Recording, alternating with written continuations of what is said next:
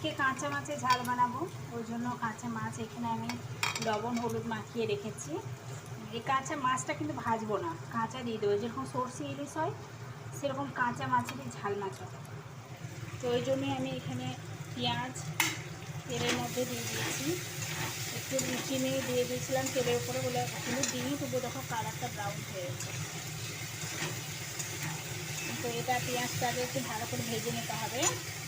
তারপর কাঁচা মাছের ঝাল মাছ করার জন্য এখানে মশলা নিয়েছি, সর্ষে, পোস্ত, আদা, রসুন, যা যা লাগে, একটু কাঁচা লঙ্কা, একটু শুকনো লঙ্কা বাটা রাখা আছে বেটে।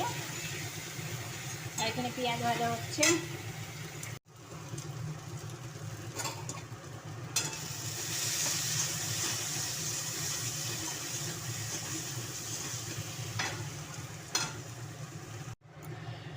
এই মাছগুলো এর মধ্যে ফেলে দিয়েছি। এবার একটু মাছটা সিদ্ধ হয়ে যাওয়ার অপেক্ষা, একটু ফুটলে একটু ঢেকে রাখবো, একটু লবণ, একটু কাঁচা লঙ্কা ছড়িয়ে দিলেই ব্যাস রেডি কাঁচা মাছের ঝাল মাছ।